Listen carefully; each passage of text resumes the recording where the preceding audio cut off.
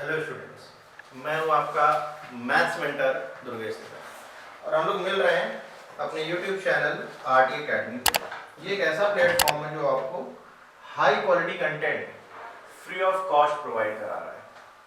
और इसमें अपनी चल रही क्लास 12th की सीरीज और चैप्टर का नेम है प्रोबेबिलिटी। और लेक्चर नंबर 1 ऑलरेडी अपलोड हो चुका है और आज बारी है लेक्चर नंबर। अच्छा, जो लेक्चर नंबर 2 है, ये लेक्चर नंबर 1 है, उसमें मैंने बेसिक कॉन्सेप्ट लिया था, प्लस मैंने उसमें आपको कंडीशनल प्रोबेबिलिटी भी बता दी। और आज जो आप लेक्चर नंबर 2 को डिस्कस देख रहे हैं, तो इसमें हम लोग डिस्कस करेंगे मल्टीप्लिकेशन थ्योरम ऑन प्रोबेबिलिटी। एक चीज ये, और एक बहुत इंपॉर्टेंट टॉपिक है जो कि बोर्ड पॉइंट ऑफ व्यू से भी बहुत इंपॉर्टेंट है, that is a independent event. दोनों ही कॉन्सेप्ट हैं, बहुत अच्छे हैं, स्टेप बाय स्टेप हम लोग इसको आज डिस्कस करेंगे। तो चलिए हम लोग स्टार्ट कर लेते हैं इनको। मल्टीप्लिकेशन थ्योरम ऑन प्रोबेबिलिटी, या देखिए। अच्छा, इसका मतलब कुछ इस तरीके से होगा जैसे कि प्रोबेबिलिटी है और ए इंटरसेक्शन बी, और आपसे कुछ इस तरीके से पूछेगा probability of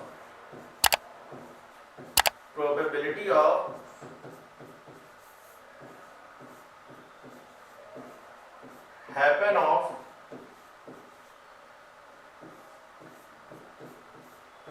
A and B. Probability of happen of A and B, A और बी के होने की जो प्रोबेबिलिटी है उसी को हम लोग बोलते हैं probability of happen of A and B. ऐसे इसको लिखा कैसे है, आप इस तरीके से समझें, जैसे हम लोग पी ए अपॉन बी लिखते थे, तो पी ए अपॉन बी क्या आता था, कुछ इस तरीके से आता था ना, P A intersection B whole upon probability of B. तो यहां से अगर हम probability of A intersection B की बात करें,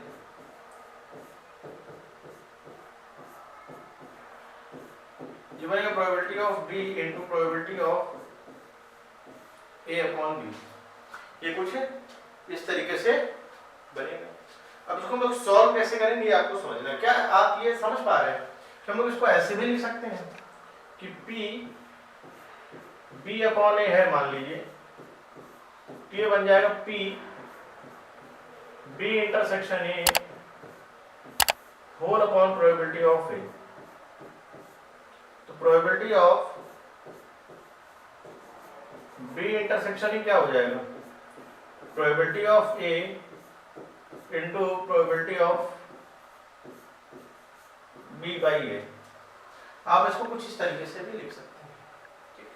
बात वही है, चाहे A इंटरसेक्शन भी हो चाहे B इंटरसेक्शन हो। अब आपको मैं एक तरीका बताता हूँ लिखते कैसे। जैसे आपसे कहा गया probability of A and B,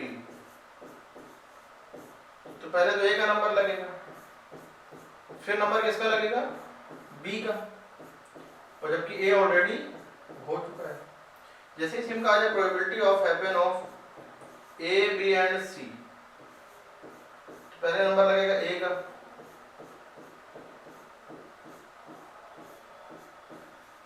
फिर लगेगा नंबर B का जबकि A ऑलरेडी हो चुका है, फिर नंबर लगेगा C का जबकि A और B ऑलरेडी हो चुका है। तो ये देखिए पूरा स्टेप हम लोगों ने धीरे धीरे कितने अच्छे से कंप्लीट कर लिया है। अब आते हैं नेक्स्ट पार्ट पे। अरे ये चीज देखिए, आप इसको चाहे तो फोटो क्लिक कर लीजिए, स्क्रीनशॉट इसका ले लीजिए, बहुत इंपॉर्टेंट पार्ट है इंडिपेंडेंट इवेंट। यहाँ पर होता क्या है कि कॉन्टिन्यूअसली वर्क अगर हो रहा है तो आप उसको कैसे सॉल्व करेंगे ये उस बात को इंडिकेट करेगा। जैसे कि आपने 2 बॉल निकाली, वो बात करी जा रही है विदाउट रिप्लेसमेंट की, ठीक है ना। तो स्टेप बाय स्टेप हम लोग इसको किस तरीके से सॉल्व करेंगे, ये क्वेश्चंस का मोटिव है। अब जैसे नेक्स्ट पार्ट हमारा आ रहा है इंडिपेंडेंट इवेंट। अच्छा, जो इंडिपेंडेंट इवेंट है ये बहुत अच्छा पार्ट है। इसमें होता क्या है,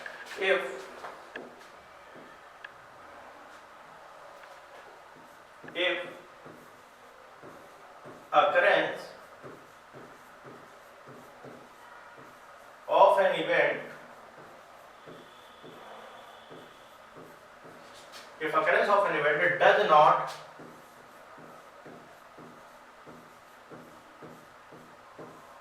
affect the occurrence of other event, अगर किसी भी इवेंट के होने से दूसरी इवेंट में फर्क ना पड़े तो हम लोग उसको कहते हैं कि इंडिपेंडेंट इवेंट है। जैसे पी ए अपॉन बी तो हो जाएगा प्रोबेबिलिटी ऑफ ए के इक्वल, क्यों?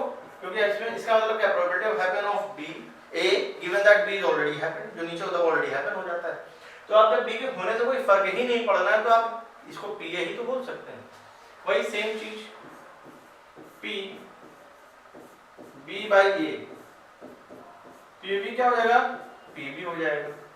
अब देखिए मेन इंपॉर्टेंट बात जहां पर आएगी वो ये है, जैसे पी ए इंटरसेक्शन बी है, उसको हम लोग क्या कह रहे थे, probability of A into probability of B by A. तो यहां पे अगर मैं कहूं if events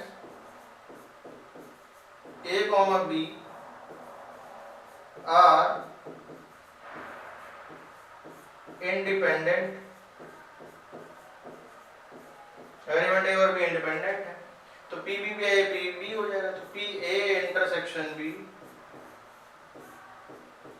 equal probability of A into probability of B. ये बहुत इंपॉर्टेंट पार्ट है, सबसे इंपॉर्टेंट पार्ट यही है, मोस्ट इंपॉर्टेंट पार्ट। अच्छा इसमें और भी बातें हो सकती है, जैसे मान लीजिए आपसे कहा जाए P A intersection B bar, तो फिर क्या हो जाएगा, probability of A into probability of B bar. जैसे मान लीजिए कहा जाए probability of A bar intersection B bar, तो भी क्या हो जाएगा, probability of A bar into probability of B bar. एक बात हम और कहेंगे यहाँ पर जो कि इंपॉर्टेंट भी है,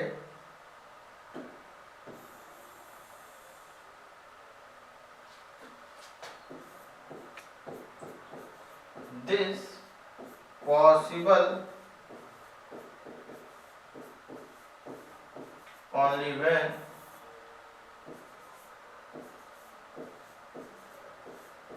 event A comma B are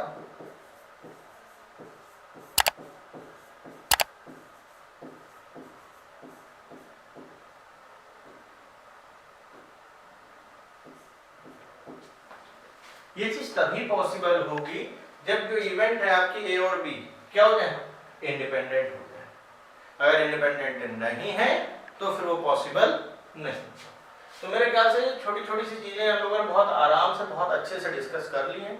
अब आते हैं इनके क्वेश्चंस पे, क्योंकि क्वेश्चन पे फोकस करना बहुत ज्यादा इंपॉर्टेंट। आप चाहे इसका स्क्रीनशॉट ले लीजिए, बस आपको ये ध्यान देना है, अगर मान लो कभी आपको प्रूफ भी करना है कि ए और बी कैसी इवेंट है, तो भी आपको ये दिखाना होगा वहां पर कि जो पी ए इंटरसेक्शन बी है वो P A into P B के इक्वल है।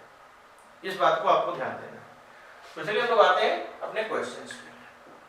First question, two balls are drawn one after the another, एक एक करके बॉल निकाली गई है विदाउट रिप्लेसमेंट। अच्छा एक चीज और बताएं, जब भी हम लोग बात कर रहे होते हैं विदाउट रिप्लेसमेंट की, तो वहां पे कहीं ना कहीं कॉम्बिनेशन का रोल आ जाता है, आप ये भी समझिएगा।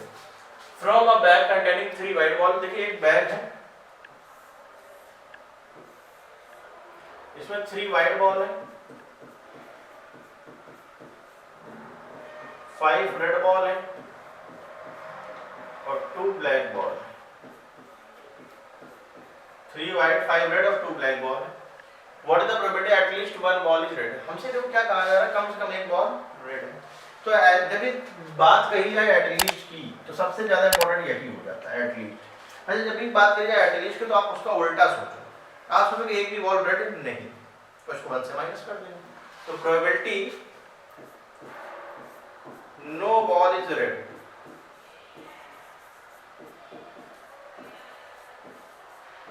Probability no ball is red, कोई बॉल रेड नहीं। अगर कोई बॉल रेड नहीं तो मान लीजिए फर्स्ट बॉल आपने निकाली तो व्हाइट या ब्लैक से आएगी, तो 5/10। अच्छा जब आपने बॉल निकाल ली तो वो बॉल रखी तो गई नहीं, क्योंकि बात करें विदाउट रिप्लेसमेंट, मतलब निकालने के बाद फिर दूसरी बॉल, फिर उस बॉल को इसमें नहीं रखना अंदर, तो फिर कितनी बचेंगी, 4/9। तो 5 2 10, तो ये आ जाएगा ओवरऑल आपके पास 2/9। तो अब इसको आप ऐसे भी कहेंगे फिर, probability of at least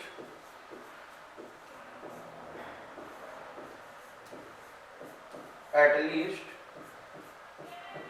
one ball is red, probability at least one ball is red, तो इस केस में जो प्रोबेबिलिटी आएगी वो आएगी 1 माइनस 2/9, जो कि आ जाएगी 9 माइनस 2/9, ये आ जाएगा हमारा 7/9, यही आएगा एग्जैक्ट आंसर। ठीक है, यही क्या आ जाएगा हमारे लिए एग्जैक्ट आंसर आ जाएगा। तो मेरे ख्याल से आप ये सारी चीजें समझ पा रहे हो कि हम लोग किस तरीके से इन क्वेश्चन को सॉल्व कर पा रहे हैं। बस आपको ध्यान ये देना है कि जब कभी वर्ड एटलीस्ट आ जाए तो आपको अपोजिट चलना है।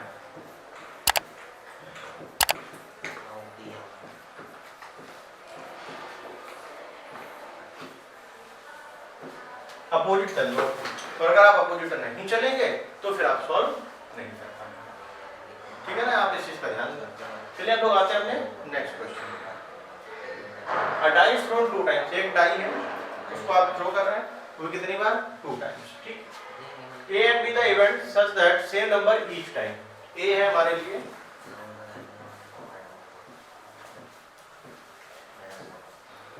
same number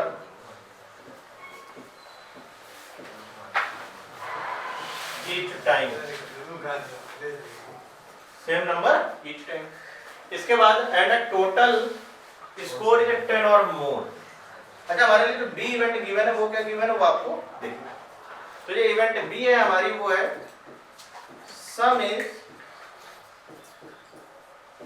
10 और अच्छा 10 और मोर का मतलब यहाँ पर इस बात से है कि जो सम है वो 10 होगा या 11 होगा या 12, इस बात को आपको ध्यान रखना। अच्छा, इसके लिए पूरा पहले तो पार्ट आप प्रिपेयर कर लो। क्या हो जाएगा? 1 1 1 2 1 3 1 4 1 5 1 6 2 1 2 2 2 3 2 4 2 5 2 6 3 1 3 2 3 3 3 4 3 5 3 6 4 1 4 2 4 3 4 4 4 5 4 6 5 1 6 1 5 2 6 2 5 3 6 3 5 4 6 4 5 5 6 5 और 5 6 6 6, ये पूरा आपको लिखना पड़ेगा। अच्छा, अब क्या कहा जा रहा है? हर बार सेम नंबर आए, यानी कि पहले भी बना है बाद में भी बना है, यानी कि सेम नंबर के लिए अगर हम बात करें प्रोबेबिलिटी की, तो आप ये समझिए जो प्रोबेबिलिटी ऑफ ए है वो आ जाएगी आपकी 6/36, यानी कि 1/। अब हम इसमें आपको निकाल के दे रहे हैं वैल्यूज। ये जो हिस्सा है अपना, ये वाला हिस्सा,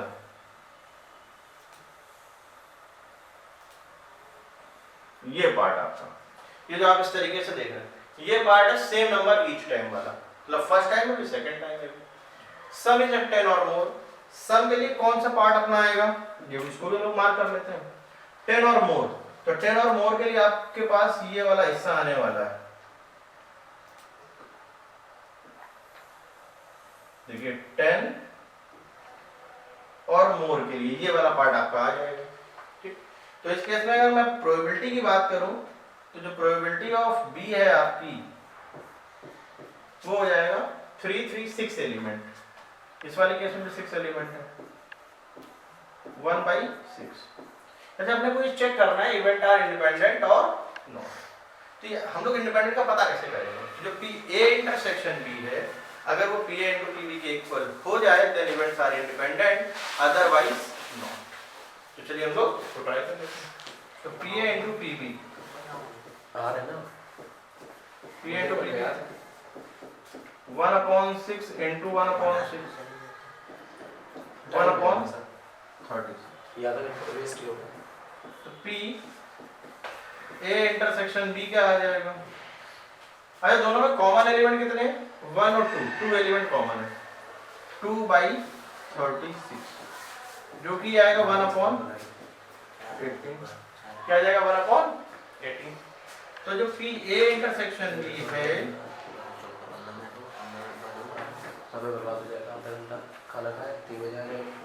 ए into P B not equal और इक्वल नहीं है तो नॉट इंडिपेंडेंट इवेंट।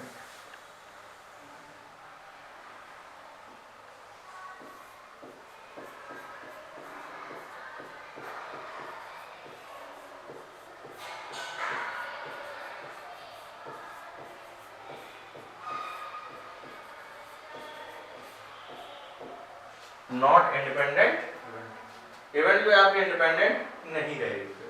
तो मेरे ख्याल से आप समझ गए कि हम लोगों ने किस तरीके से इसको सॉल्व। इंडिपेंडेंट होने के लिए ये जरूरी है कि जो पी ए इंटरसेक्शन बी है वो P A into P B के इक्वल अगर नहीं है तो फिर वो पॉसिबल नहीं होगा। यहां पर आ जाएगी an unbiased dice thrown twice let A odd number on the first odd number है फर्स्ट थ्रो में। तो देखिए इसमें भी भाई पूरे केस तो लेने ही लेने पड़ेंगे आपको। ए है odd number on first throw, यानी कि इस केस में जो एलिमेंट होंगे वो कुछ इस तरीके से होंगे 1 1 1 2 1 3 1 4 1 5 1 6 3 1 3 2 3 3 3 4 3 5 3 6 5 1 5 2 5 3 5 4 5 5 5 6 ये। और इसके बाद बी एक इवेंट क्या गिवन है? बी गिवन है odd number on the second throw, odd number on second throw. इसमें कुछ इस तरीके से बन जाएगा 1 1 2 1 3 1 4 1 5 1 6 1 1 3 2 3 3 3 4 3 5 3 6 3। इसमें फिर आ जाएगा 5 1 5 2 5 3 5 4 5 5 5 6 5। अगर मैं यहाँ पे बात करूँ प्रोबेबिलिटी ऑफ ए की, ये हो जाएगी 9 6 6 6 18/36, यानी कि 1/2। तो यहाँ पे अगर मैं बात करूँ प्रोबेबिलिटी ऑफ बी की, तो ये भी हो जाएगा 18/36, दैट इज ऑल्सो 1/2। यहाँ पर ए इंटरसेक्शन बी की बात कर लेते हैं, दोनों में कॉमन एलिमेंट कितने हैं। देखिए कॉमन एलिमेंट हमारे 1 1 3 3 5 5। क्या और भी आपको कोई कॉमन एलिमेंट दिख रहा है इस केस में? नहीं। तो यानी कि 3 हमारे में यहाँ पर क्या है? कॉमन है। अब 3 एलिमेंट कॉमन है, आप चाहे तो इस वाले से इस तरीके से ऐसे भी समझ सकते हैं, इस वाले केस से कि ये पूरा पार्ट आपको लेना है, ये वाला पार्ट लेना है आपको, और ये वाला पार्ट लेना है, ठीक। और सेकंड वाले केस में इस तरीके की रो लेनी है। तो ओवरऑल मेरे ख्याल से कॉमन तो आपको देख ही पा रहे होंगे आप इसमें कि कॉमन आपको क्या मिलेगा। कॉमन आपको इस वाले केस में 4 3 मिल, जो कि हम लोग बना लेते हैं इसको ताकि कंफ्यूजन नहीं होना चाहिए कोई भी। फर्स्ट वाले केस के लिए ये आएगा इतना, क्योंकि फर्स्ट डाई में ऑड नंबर था, ये रेक्टेंगल। सेकंड डाई में कुछ इस तरीके नंबर, ये और भी एलिमेंट आगे देखो 5 1 भी आ रहा है, 3 1 5 1। चलो हम लोग लिख लेते हैं क्योंकि कंफ्यूजन नहीं होना चाहिए। तो common element A intersection B के मैं यहाँ लिखने जा रहा हूँ। देखो ये 5 1 आपको कॉमन दिख रहा है, 3 1 कॉमन दिख रहा है, 3 1 भी कॉमन है, और 1 3 भी कॉमन है, 4 3 5 3 कॉमन है,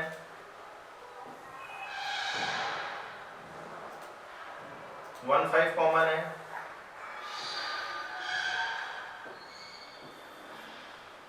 3 5 कॉमन है,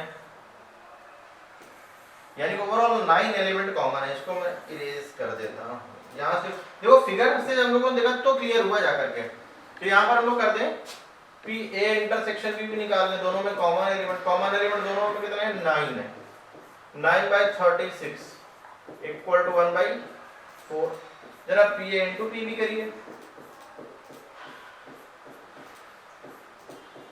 तो 1/2 इंटू 1/2 क्या आ जाएगा 1/4। यानी कि अगर मैं ये कहूं कि P A intersection B equal है हमारा P A into P B के, है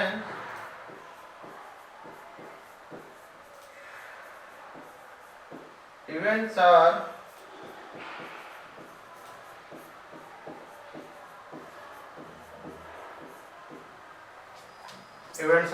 इंडिपेंडेंट। इवेंट कैसे हो जाएंगी? इंडिपेंडेंट हो जाएंगी। तो चलिए आते हैं अपने नेक्स्ट क्वेश्चन पे। ये भी बहुत अच्छा क्वेश्चन है। इंडिपेंडेंट इवेंट गिवन है, प्रोबेबिलिटी ऑफ ए गिवन है हम लोगों को कितनी 0.3 और प्रोबेबिलिटी ऑफ बी गिवन है 0.6। जो पी ए इंटरसेक्शन भी आपसे पूछा गया है, तो इंडिपेंडेंट होने की वजह से ये डायरेक्ट हो जाएगा P A into P B,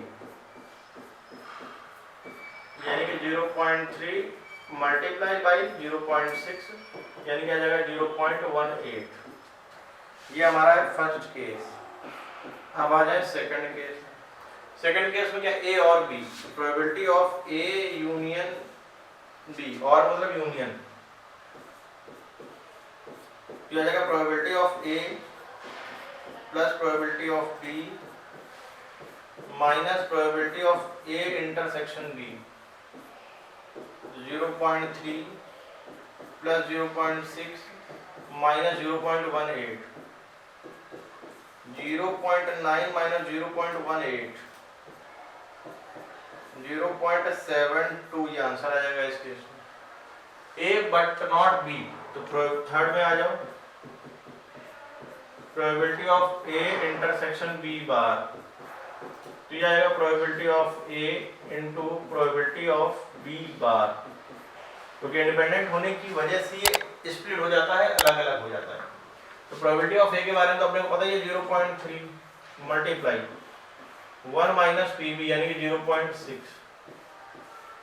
तो आ जाएगा 0.3 इंटू 0.4 0.12। इसका हमारे पास आ रहा है केस 4। केस 4 भी बहुत अच्छा है। नाइदर ए नॉर बी, यानी probability of A bar intersection B bar की बात करी जा रही है, जो कि हो जाएगा probability of A bar into probability of B bar. Probability of A bar कितना आ जाएगा 0.7 और 0.4 0.28 ये आ जाएगा। तो मेरे ख्याल से 4 पार्ट इंडिपेंडेंट होने की वजह से बहुत आसानी से कर लिए। हाँ, अगर इंडिपेंडेंट ना होता तो फिर ये कैलकुलेटिव हो जाता, थोड़ा सा लेंथी हो जाता, आपको सॉल्व करना पड़ता, टाइम भी लगता उसमें। एक ये क्वेश्चन देखिए बहुत अच्छा है। नॉट ए का मतलब यहाँ पर ए बार से है। फर्स्ट वाले केस में हमसे कहा गया P A bar intersection B equal to 2/15, और सेकंड केस में कहा गया P A intersection B bar equal to 1/6। यहाँ हम लोग एक चीज लेट कर लेते हैं कि लेट प्रोबेबिलिटी ऑफ ए यहाँ पर x है हमारी, और प्रोबेबिलिटी ऑफ b क्या है y। अब इस पार्ट को लेकर के हम लोग सॉल्व करेंगे। ये आ जाएगा p a bar into P B equal to आ जाएगा 2/15। अच्छा, p a बार का मतलब क्या है 1 माइनस प्रोबेबिलिटी ऑफ ए, यानी कि 1 minus X, 1 minus X into Y,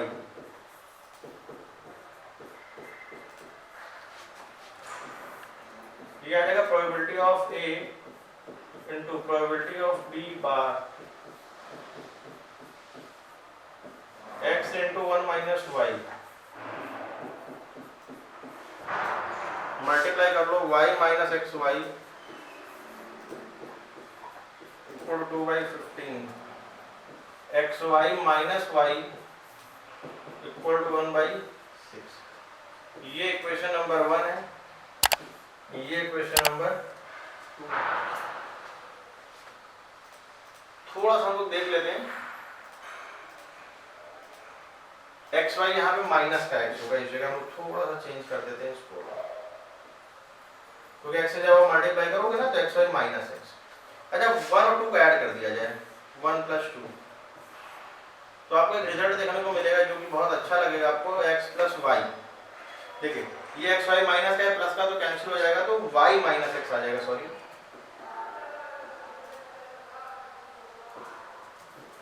y - x equal 2/15 - 1/6, 30 ले लेंगे हम लोग एलसीएम, 4 - 5 यानी कि माइनस का 1/30। तो जो y है उस y की वैल्यू हमारी आ चुकी है x - 1/30। इसको हम किसी भी क्वेश्चन में पुट कर देते हैं, जैसे मैं कहूंगा कि आप पुट करिए फर्स्ट वाली क्वेश्चन, फर्स्ट वाली अच्छी है, तो 1 - x इंटू y की जगह x - 1/30 equal to 2/15, 1 - x into -1 upon में 30 इक्वल टू 2/15, 15 कैंसिल 2 2 2 जा 4, तो 30x - 1 - 30x square plus x equal to 4, सबको एक तरफ ले आइए, 30x square minus 31x plus 5, 30 into 5 150, तो 25 इंटू 6, तो 30x square minus 25x minus 6x plus 5 equal to 0। यहाँ पर 5x कॉमन आएगा हमारा, 6x माइनस 5 -1 6x माइनस 5, तो 6x minus 5 and 5x minus 1 equal to 0। तो जो प्रोबेबिलिटी ऑफ ए या x है वो आ जाएगा 5/6 कॉमा 1/5। अब देखिए प्रोबेबिलिटी ऑफ ए तो आ गई है, और प्रोबेबिलिटी ऑफ ए अगर आ गई है तो हमें पता ही है कि y के बारे में, x - 1/15 जो कि हम लोगों ने ऑलरेडी निकाला है। यहाँ पर अगर आप पुट कर देंगे इस जगह तो आपको इजीली प्रोबेबिलिटी ऑफ b भी मिल जाएगा। तो मेरे ख्याल से आप इसको समझ पा रहे हैं, बहुत अच्छा क्वेश्चन था, जितने भी क्वेश्चन को डिस्कस किए उनमें सबसे अच्छा क्वेश्चन था। आप इसका स्क्रीनशॉट ले लीजिए, बाकी हम लोग आते हैं अपने नेक्स्ट क्वेश्चन पे।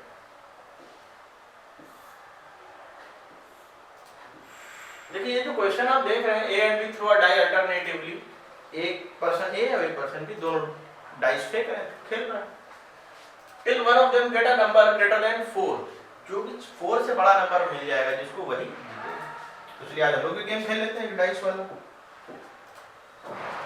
ये ए है पर्सन और ये बी। अच्छा पहले 4 से ग्रेटर की बात कर लेते हैं, यानी कि 5 और 6, यानी कि 2/6 प्रोबेबिलिटी किसी के भी जीतने की, दैट इज 1/3। मतलब चाहे तो ए जीते या बी जीते, दोनों में से किसी एक के जीतने की जो प्रोबेबिलिटी है वो 1/3। अच्छा एक चीज ये बताइए, जब हम लोग डाइस वाला गेम खेल रहे होते हैं तो क्या इस बात की श्योरिटी होती है कि आप फर्स्ट टाइम में जीतोगे, कि सेकंड टाइम में, कि थर्ड, की फोर्थ, की फिफ्थ, की सिक्स्थ? कुछ पता ही नहीं, अनसर्टेन है, यानी कि इनफाइनाइट टाइम्स भी चल सकता है। अगर हम लोग जनरल लैंग्वेज में बात कहें तो ऐसा होता नहीं, वो एक अलग चीज है, बट अगर ऐसा एज्यूम तो कर ही सकते हैं, क्योंकि आप डिसाइड ही नहीं कर सकते कि आप कब जीतेंगे। तो चलिए हम लोग पहले ए की, अगर आपको ए को जिताना है तो प्रोबेबिलिटी कितनी लिखेंगे? 1/। अच्छा बी का नंबर बेटा कब आएगा? जब ए हार जाए। तो पहले तो ए के हारने की प्रोबेबिलिटी लगाओ, अगर जीतने की 1/3 तो हारने की हो जाएगी 2/3, और फिर अगर बी को जिताना है तो 1/3। अच्छा इसका नंबर कब लगाएगा? जब पहले तो ए हारा होगा यानी कि 2/3, फिर बी को भी हराओ तो बी के जीतने की तो 1/3, तो हारने की कितनी हो जाएगी? 1 - 1/3 यानी कि 2/3, फिर इसको जिताओ। अच्छा इसके बाद इसका नंबर कब आएगा? इसी तरीके से बिल्कुल 2/3 का होल क्यूब इनटू 1/3, और इसका नंबर कब आएगा? बिल्कुल इसी पैटर्न पे आप चलिए 2/3 की होल पावर 5, 4 आएगा पहले तो पावर,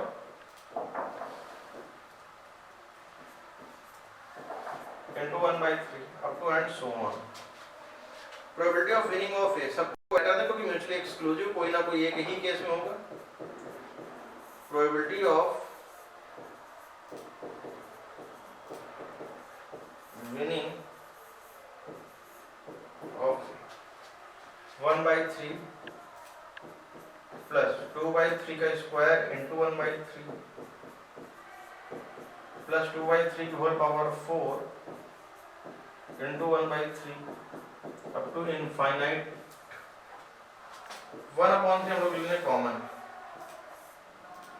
तो 1 प्लस 2/3 का स्क्वायर प्लस 2/3 की होल पावर 4 तो इनफाइनाइट में जीपी का अगर फॉर्मूला हम लोग लगाएंगे तो क्या हो जाएगा a/1 माइनस r 1/3 इंटू 9/5 ये आ जाएगा 3/5 यानी कि प्रोबेबिलिटी ऑफ विनिंग ऑफ ए कितनी आ जाएगी 3/5। अच्छा 2% खेल में तो अगर एक की 3/5 है तो डेफिनेटली जो पीवी की प्रोबेबिलिटी होगी वो आ जाएगी आपकी 1 माइनस 3/5 यानी कि 2/5।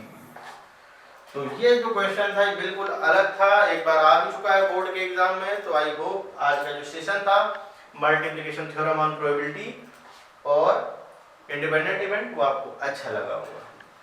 तो आज का ये सेशन हम लोग यहीं पे फिनिश करेंगे और मैं हूं आपका मैथ्स मेंटर दुर्गेश तिवारी और हम लोग यहाँ पर मिल रहे हैं। उस चैनल का नेम है आरटी अकेडमी। अगर आप वीडियो को फर्स्ट टाइम वॉच कर रहे हैं तो प्लीज चैनल को शेयर करें और इसको अपने फ्रेंड्स के साथ आप सब्सक्राइब भी करें। और मैं स्टार्टिंग से बता चुका हूँ कि जो सीरीज है आपकी ये ईयर लॉन्ग है, पूरे साल भर चलेगी जब तक आपका सिलेबस कंप्लीट नहीं हो जाएगा। ये रुकेगी नहीं। अब तो हम लोग ऑलमोस्ट एंड की तरफ ही हैं, बहुत थोड़े टाइम का सिलेबस बचा हुआ है। बस कोशिश ये करेंगे हम लोग कि जितना बोर्ड में आ रहा है उतना ही करेंगे, उससे ज़्यादा नहीं करेंगे। हाँ उसके बाद की बात जब करेंगे, जब जेई की प्रिपरेशन कर रहे होंगे तब हम लोग बहुत सारा कंटेंट करेंगे। तो आज के सेशन को यहीं पे फिनिश करेंगे। जो नेक्स्ट लेक्चर होगा हमारा वो होगा टोटल प्रोबेबिलिटी थ्योरम या बायस थ्योरम, दोनों को मिला करके भी कर सकते हैं। वो देखा जाएगा कि हम लोग किस तरीके से करेंगे। तो आज के लिए इतना ही रखेंगे, बाय।